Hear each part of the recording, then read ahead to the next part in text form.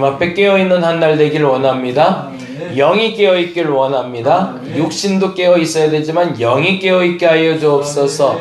분별의 영을 허락하여 주시사 무엇을 받아들이고 무엇을 내쳐야 되는지 알게 하여 주옵시며 예수 그리스도 안에서 깨어있는 영이 되게 하여 주시옵소서. 하나님의 능력을 덧입길 원합니다. 하나님의 능력을 덧입길 원합니다.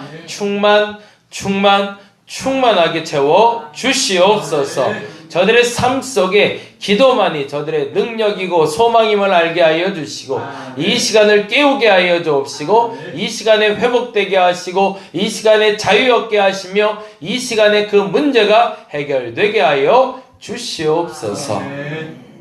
슬픔당한 유족이 있어 오늘은 잠시 장례식장을 다녀오고자 합니다. 하나님 오가는 길 안전을 지켜주시며 머무는 그 자리가 하나님 위로의 자리가 되게 하시고 소망이 싹트는 자리가 되게 하여 주시옵소서. 오늘 기도하는 모든 주의 백성들 단순하게 앉아있고 소리내는 것이 아니라 이 앉은 자리가 거룩한 자리가 되게 하시고 응답되는 자리 되게 하여 주시옵소서. 참 감사합니다. 고마우신 예수님 이름으로 기도드렸습니다. 아멘. 사도행전 15장 계속 보고 있습니다. 15장 22절에서 29절까지 같이 봅니다.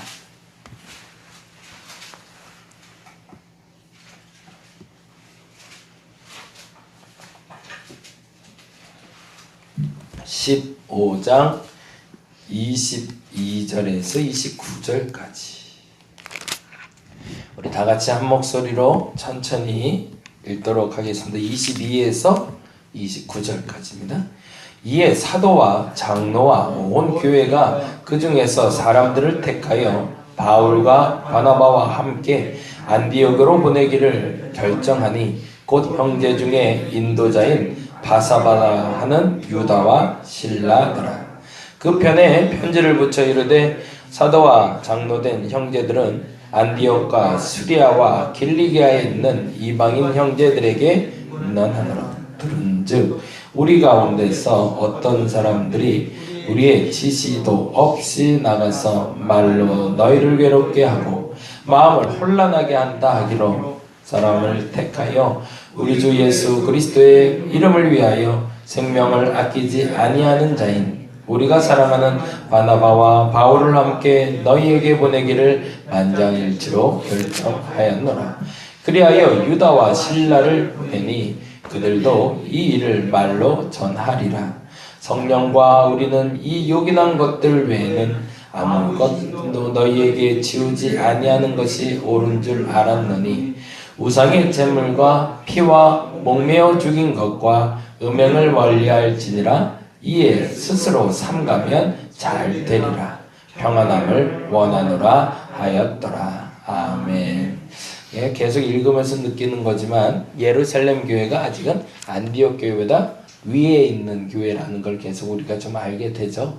그래서 안디옥 교회가 형성되면서 일어났던 발생했던 문제에 대해서 어떻게 해결할지에 대해서 그 위의 교회인 예루살렘에 묻고 답을 내리는 장면인데 참 재미난 단어가 나오죠. 그게 바로 25절에서 26절인데 이렇게 되어 있습니다. 25절, 26절 사람을 택하여 우리 주 예수 그리스도의 이름을 위하여 누구를요? 생명을 아끼지 아니하인 자인 우리가 사랑하는 바나바와 바울과 함께 너희에게 보내기를 만장일치로 결정하였노라라고 되어 있어요. 안디옥 교회하고 안디옥 교회의 시작은 누구 때문에 일어난 거죠? 이방인들 때문에 일어난 거였죠. 그리고 거기에 원래 수장이 되는 게 누구였죠? 바나바였죠. 그리고 그 바나바가 바울을 데려다가 교회가 많이 부흥했잖아요. 그때까지 예루살렘 교회는 안디옥 교회를 인정하지 않았다는 얘기죠. 무슨 얘기인지 이해가 되시죠? 교회는 많이 커졌지만 그 큰 교회를 사람들이 인정하진 않았던 겁니다. 그냥 단지 그들의 기도하는 모임이었던 거죠. 그냥 기도처 정도. 근데 그 기도처가 너무 커져서 너무 문제가 발생할 것 같으니 그 문제를 해결하기 위해서 예루살렘에 올라왔고 이제 예루살렘 교회가 공식적으로 안디옥 교회도 교회다라고 인정하고 그리고 뭐 하는 거죠? 담임 목사를 파송해주는. 이게 정식으로 이제 바나바와 바울이 안디옥 교회의 대표다라고 뭐 해주는 거예요? 도장을 꽝꽝꽝 찍어주는 거죠. 근데 너희들만 가서 말하면 또 사람들이 오해할 수 있으니 우리의 지도자 중에 사람들에게 좀 인정받을 수 있는 신라라는 사람을 같이 보내니 그 사람이 편지를 동봉해서 직접 구두로 전해줄 테니 걱정 마라. 그 사람 믿을 수 있는 사람이다. 아, 참 기가 막힌 거죠. 저와 여러분이 그렇게 파송받을 수 있는 하나님의 사역을 하기를 간절히 바랍니다. 이게 왜 중요하냐면 누군가에게 인정받는 게 뭐 대단해, 나 하나님께만 인정받으면 되지 라는 신앙생활 맞죠? 틀린 건 아니죠. 우리가 시험 들 때 뭐 때문에 시험 드냐? 사람 때문에 시험 드는 거 아니냐. 그러니 사람 무시하고 하나님만 바라보고 살자 얘기하는데 그게 아니라는 얘기죠.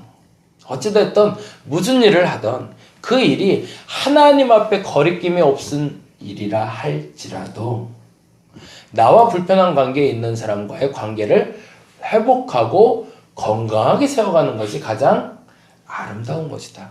그것이 아름다운 동역이다 라고 얘기하고 있는 거죠. 그래서 어제도 말씀드렸던 것처럼 이들이 하나 됐다라는 표현은 생각이 다 1부터 100까지 똑같다라는 얘기가 아니라 피아노를 치듯이 도레미파 솔라시도가 있지만 어떤 사람이 도를 쳤을 때 레를 치는 게 아니라 도를 쳐서 미하고 솔을 쳐서 화음이 만들어지듯이 하모니가 만들어지는 것, 그것이 우리가 일치되는 것이다 라고 말한다는 거죠. 어제가 할로윈데이였어요. 할로윈데이의 뜻을 혹시 좀 아시나요? 요즘은 이제 이게 또 문제가 살짝 좀 되긴 시작하네요. 이제 이거를 우리가 요 단어를 좀 잘 써야 되는데 문화라는 단어입니다. 문화. 문화가 뭘까요? 일상적으로 그 지역에 사는 사람들이 가지고 있는 습관들이 자리 잡은 것을 문화라고 얘기하죠. 할로윈데이는 사실은 귀신을 영접하고 귀신을 맞이하는 문화는 아닙니다. 할로윈의 뜻 자체가 그 성탄절 이브가 있는 것처럼 만성절 이브라고 불리는 게 할로윈데이예요.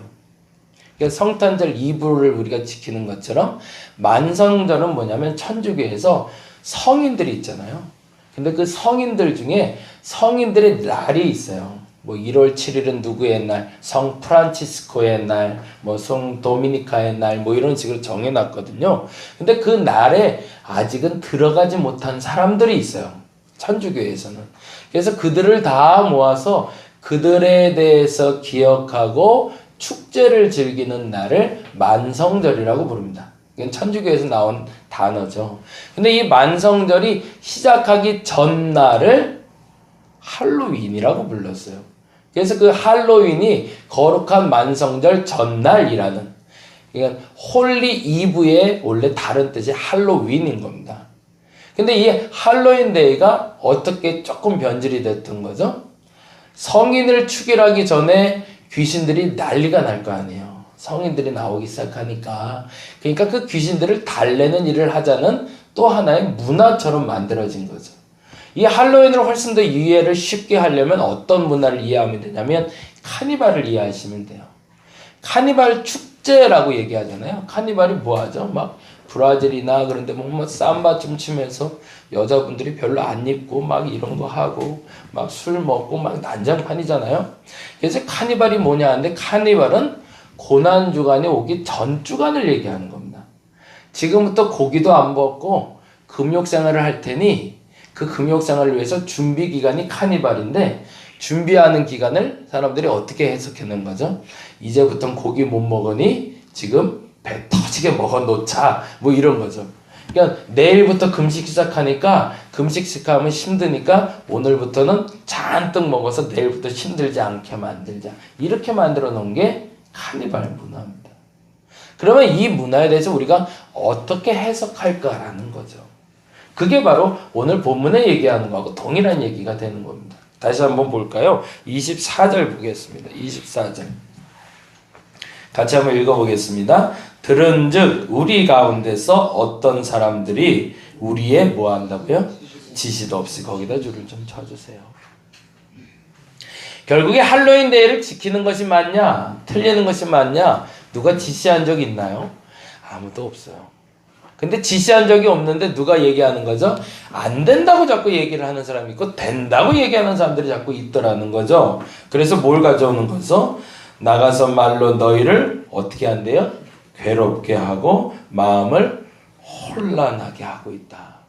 그럴 때 어떻게 해야 될 것인가? 라는 분의 답이 사실은 오늘의 본문이었던 겁니다.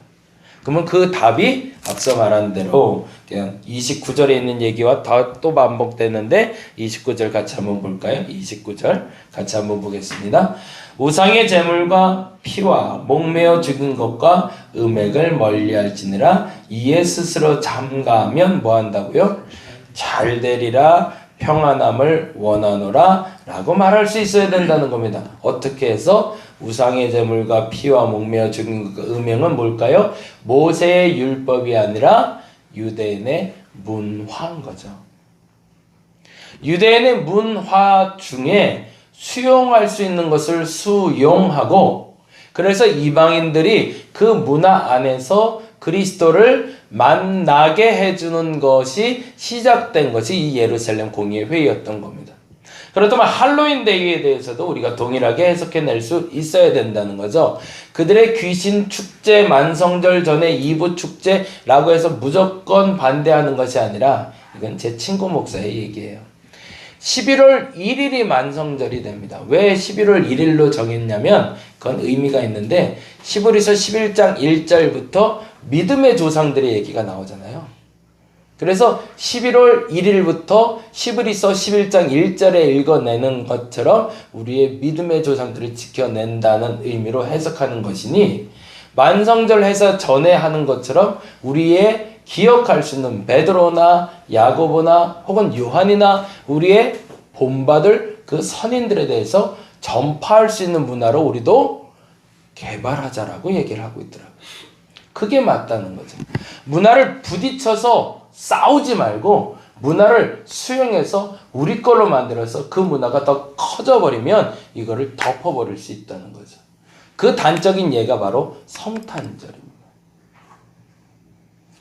카니발은 고난주간 전 주간을 해서 타락 문화가 만들어졌고 할로윈 데이는 만성절 전 주간에 대해서 타락 문화가 만들어졌지만 성탄절은 태양절이라고 불리던 당대 로마의 가장 중요한 절기를 엎어서 예수 그리스도의 탄생하는 날로 바꿔버린 날이 바로 성탄절입니다. 어떤 문화가 더 건전한 것, 더 올바른 것, 더 좋은 것을 주느냐에 따라서 그 문화가 그 다른 문화를 넘어설 수가 있다는 얘기죠. 예수 믿는 사람들이 무조건 잘못된 것을 배타하려고 애쓰는 것이 아니라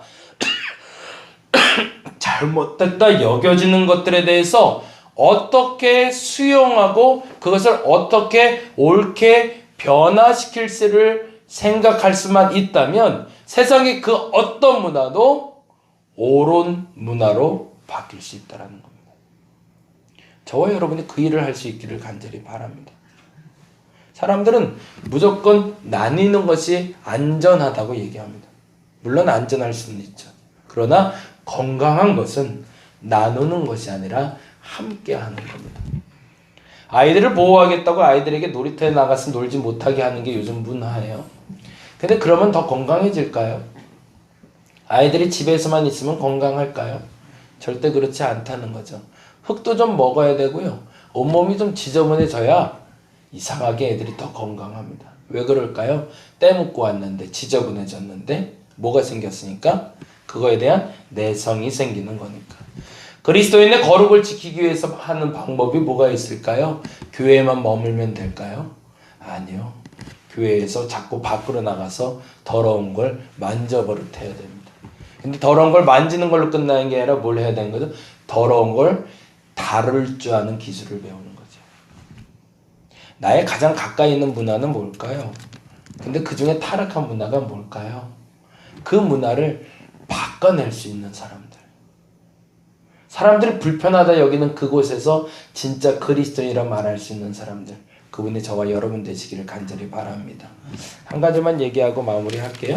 제가 성탄절마다 보통 하는 설교 중에 하나인데 전라도 광주에서 목회하는 목사님 얘기예요. 주변에 열심히 전도했는데 젊은 사람들을 자꾸 만나게 됐대요. 근데 어느 사람을 만났는데 새벽에, 예전에 한번 말씀드린 적이 있는데 한 젊은 사람이 양복을 버젓하게 입은 사람이 만취돼서 비틀비틀 다니더래요. 근데 이걸 복음을 전해야 돼요, 말아야 돼요? 이런 사람은 비껴가고 싶잖아요, 사실은. 근데 유독 그날은 또 예수 믿으라고 전하고 싶더래요. 그때 이 사람이 피식 웃으면서 예수 그러면서 가더래요. 근데 그 사람하고 어떻게 하다 보니까 친해져 버린 거예요.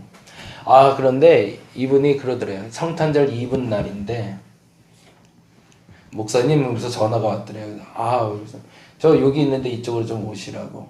어디로 오시면 저 거기 있으니까 글로 오라고. 성탄절 이분인데 한번 만나야죠. 그리고 가봤더니 술집이더래요. 그래서 목사님이 문 앞에서 이게 좀 갈등이 되더래요. 그래서 이게 들어가야 되나 말아야 되나. 딱 보아하니 그 사람 먹는 게 만취하면서 먹을 텐데 들어가야 되나. 그것도 성탄절 이분 날 하필은 불러내도 술집으로 불러내냐.